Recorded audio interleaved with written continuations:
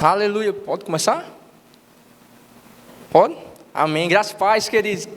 Amém? Vocês estão felizes? Amém. Sabe, é um privilégio para a gente estar depois de 2 anos ministrando aqui, né? Passou 2 anos recebendo e agora vamos ter que continuar recebendo, mas agora uns dos outros. Sabe, é um privilégio para a gente ter sido ensinado durante 2 anos, destilado a palavra através do nosso coração e agora a gente está podendo ministrar, podendo fazer algo com aquilo que a gente recebeu. Isso é muito importante. Não reter, mas compartilhar mesmo aquilo que a gente recebeu.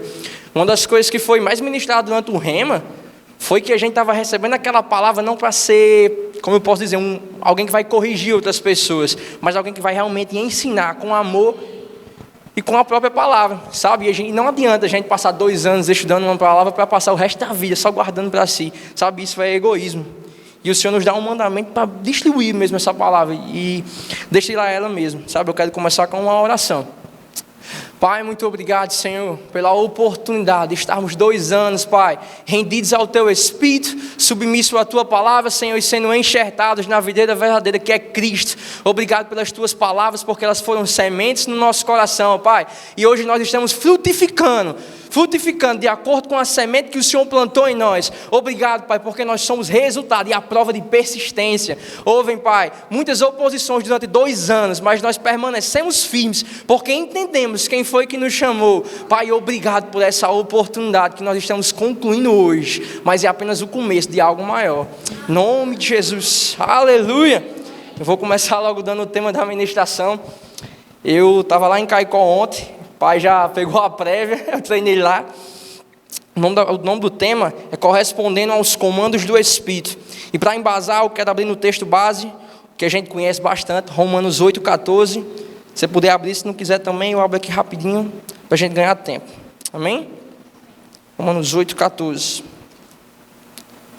8,14 vai dizer o seguinte: porque todos que são guiados pelo Espírito de Deus são filhos de Deus. A gente já ouviu tantas vezes esses versículos, e uma das coisas que eu estava na conferência de homens agora, e o Senhor mais ministrou no nosso coração, foi através de um simples texto. Todo mundo teve perspectivas diferentes, como a palavra ela é rica, através de um simples texto como esse, que a gente ouviu durante 2 anos, várias e várias vezes. Fora das ministrações na igreja, a gente pode tirar várias lições. Sabe o que eu tiro com isso? É que nós que somos filhos, nós temos o direito de ser guiados pelo Espírito de Deus. Mas como é que o Espírito vai nos guiar? Provérbios 20, 27 vai dizer que o Espírito do homem é a lâmpada do Senhor. Então é por lá que o Senhor vai acender as luzes, dando direção, dando claridade sobre o caminho. Para que a gente não saia tateando, nem tropeçando sobre o caminho, mas terá claridão mesmo, luz apacentando o nosso caminho. E sabe, a coisa mais rica desse texto é saber que nós temos um Espírito, e o próprio Espírito de Deus. Lá em Jó tem um texto, que eu não lembro qual era dos amigos de Jó, que era um jovem, mas ele fala que o sopro do Todo-Poderoso o fez sábio, através do Espírito. Foi um sopro no Espírito que o fez sábio. Isso me remete ao Espírito Santo mesmo.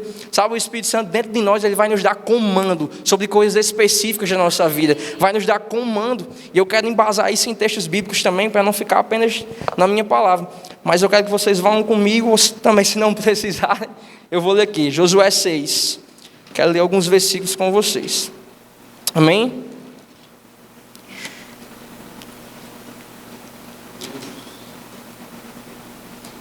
Josué capítulo 6, a partir do versículo 1. Amém.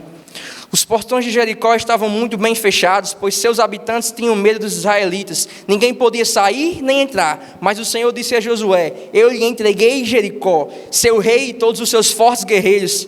Você e seus homens de guerra marcharão ao redor da cidade de uma vez por dia, durante 6 dias. 7 sacerdotes irão à frente da arca, e cada um levará uma trombeta de chifre de carneiro. No 7º dia, marchem ao redor da cidade 7 vezes.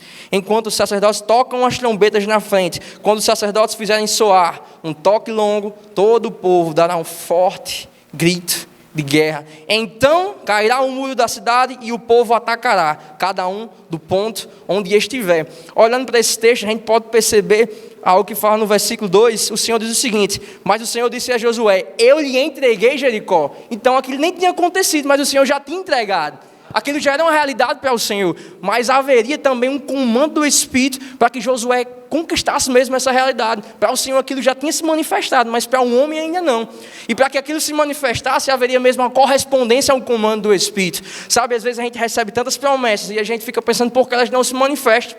Eu estava escutando uma ministração do pastor Buddy hoje, e ele falou exatamente sobre isso. Muitas pessoas têm muitas promessas, mas muitas delas nunca chegaram nem a viver 1% daquilo que o Senhor tinha falado, porque não corresponderam ao comando do Espírito. Sabe, o comando do Espírito aqui para Josué foi algo extremamente ridículo, se você for parar para pensar. A gente estudou, eu acho que foi o pastor Alexandre, durante um culto, falou que a largura da muralha de Jericó era 12 metros, ou seja, maior do que essa sala. E você pensar que o Espírito dá um comando para um povo sair tocando durante 7 dias, arrodeando, e dar um grito, para que aquele muro vá cair, sabe, isso é algo ilógico. Porque muitas das vezes a gente vai pensar que o Espírito Santo, ele vai ter que se mover de uma forma extraordinária, sobrenatural sempre será, mas extraordinária que um anjo vai descer, trazendo uma instrução vinda do céu, mas a gente é comunicado por aqui. Quando a gente não está ouvindo aqui, o Senhor precisa de meios exteriores, mas nós somos guiados pelo Espírito de Deus, assim como a palavra fala em Romanos 8,14. Então, quando a gente tem o Espírito Santo dentro de nós, há uma pessoa, porque o Espírito Santo é uma pessoa, não é um poder, que vai falar conosco, mas isso também demanda relacionamento. Você não vai ouvir uma pessoa que está longe de você. Foi algo que eu ministrei para os adolescentes aqui também. Sabe, a gente dentro daqui dessa sala...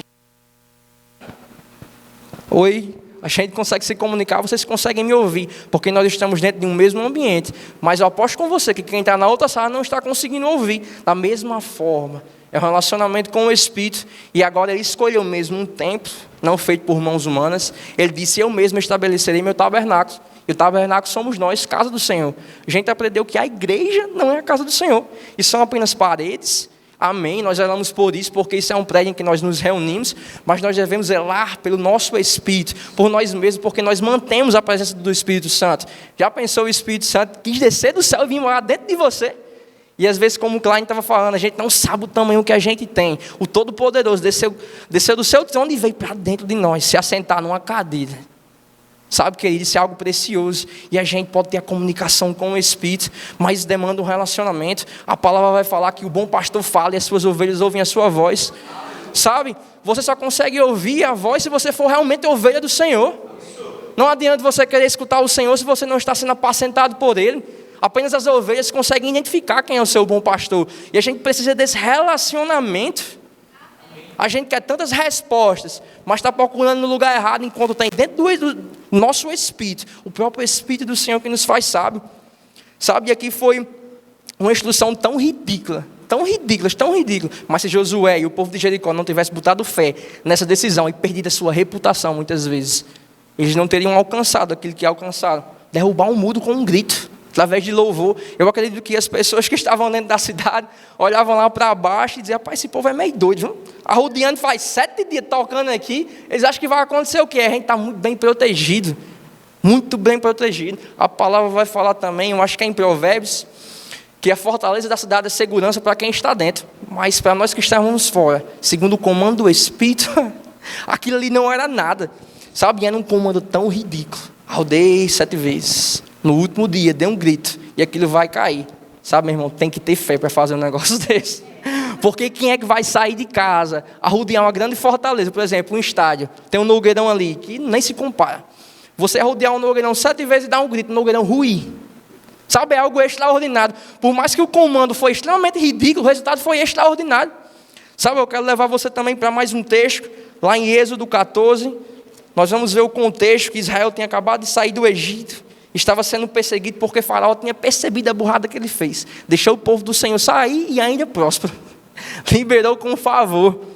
Eu quero ler com vocês a partir do versículo 10, 14 e 10. Êxodo 14, 10. Diz o seguinte: quando o Faraó se aproximava, os israelitas levantaram os olhos e viram os egípcios marchando contra eles. Em pânico, clamaram ao Senhor e disseram a Moisés: por que você nos trouxe ao deserto para morrer? Não havia sepulturas no Egito? O que você fez conosco? Porque nos forçou a sair do Egito, quando ainda estávamos no Egito, não lhe avisamos que isso aconteceria? Dissemos: deixe-nos em paz, continuaremos a servir os egípcios, afinal é melhor ser escravo no Egito que ser um cadáver no deserto. Sabe, uma mentalidade pequena, ali prender um passado. As pessoas estavam indo para uma terra prometida, mas querendo ficar presas ao passado, porque as pressões começaram a descer sobre um povo. Sabe, eu aprendi algo nessa conferência, que depois de um caos, A única coisa que pode vir de diferente é uma bonança. Não tem como vir outro caos, porque não vai mudar a situação. Caos por cima de caos é apenas mais um caos. Mas depois de um caos, quando a palavra do Senhor é liberada, traz uma bonança, uma calmaria. A gente pode lembrar do exemplo do barco. Estava a tempestade e depois daquilo que se sucedeu, de acordo com a palavra do Senhor, foi uma calmaria. Então a gente não deve ceder às pressões. Uma pequena fé é aquela que cede às pressões e para no começo. Mas uma grande fé é aquela que simplesmente sai do ponto A e vai até o ponto onde o Senhor designou. Uma grande fé não está relacionada a fazer grandes coisas, mas está a iniciar e a terminar bem toda a carreira. Sabe, haverá diferentes galardões para diferentes pessoas. E isso está relacionado à fé. Porque muitas delas não vão cumprir o propósito que o Senhor tem para elas. Mas outras sim, por menores que sejam. Mas isso era uma grande fé. Amém? Vamos continuar aqui. 13. Moisés, porém, disse: não tenham medo, apenas permaneçam firmes e vejam como o Senhor os resgatará nesse dia. Vocês nunca mais verão os egípcios que estão vendo hoje. O próprio Senhor lutará por vocês. Fiquem calmos. Aleluia. Então o Senhor disse a Moisés: por que você está clamando a mim? Diga ao povo que marche, toma sua vara e estenda sobre o mar, divida as águas para que os israelitas atravessem pelo meio do mar em terra seca. Aleluia. A gente vai ver de novo outro comando do Espírito extremamente ridículo. Um povo de frente para o mar, sofrendo perseguição, uma grande pressão, tremendo de medo, dizendo: Senhor, o que a gente vai fazer agora? Aí o Senhor vem com um comando, né? Estenda a vara. Aí o que é que o povo ia pensar? Como é que eu vou estender a vara e algo vai acontecer? Tem um mar do tamanho do mundo aqui. Ou a gente passa nadando e morre afogado, ou a gente fica aqui e é morto pelos egípcios. Sabe, haverá momentos que você se verá mesmo num beco sem saída. Mas haverá comandos do Espírito, tão simples, e às vezes tão ridículos para outras pessoas, que você precisa perder a sua reputação para ganhar aquilo que o Senhor quer para você. Sabe, eu estava vendo a ministração de Klein e eu percebo mesmo o Espírito, ele sempre anda numa mesma medida. Começou com José íntegro, aí Klein veio embasando logo a minha ministração, começou com ha. Sabe, quem vê a gente rindo, pensa que a gente é doido. Mas o que foi que aconteceu com Klein? Um comando do Espírito tão ridículo. Vá ao quarto, comece a rir. Se Klein não tivesse feito isso, onde ele estaria hoje?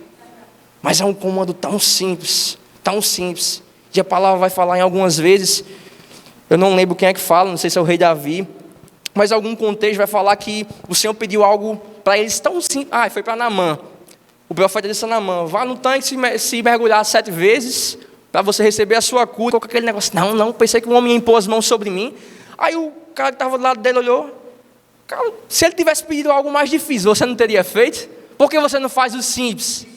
É simples, os comandos do Espírito são simples. A gente quer receber os comandos do Espírito como se fosse algo extraordinário. Um anjo vai aparecer, vai entrar no nosso quarto e dar uma palavra de conforto. Sabe, a gente tem o Espírito Santo dentro de nós. E muitas das vezes ele quer que a gente perca a reputação para chegar até o outro lado. Sabe, eu vou dizer algo a você. Se o povo de Israel não tivesse levantado o cajado e não tivesse andado com fé e machado, o Senhor não poderia ter abrido. Não poderia ter aberto. Porque o Senhor vai responder à fé. E a fé muitas das vezes se manifesta de formas realmente ridículas. E sabe, eu quero terminar com uma frase. Isso é apenas um treinamento, sabe? Você rir, ou você dançar no Espírito. Eu quero terminar com uma frase. O treinamento ele pode até parecer ridículo, mas o resultado sempre será extraordinário. Amém. Aleluia. Amém.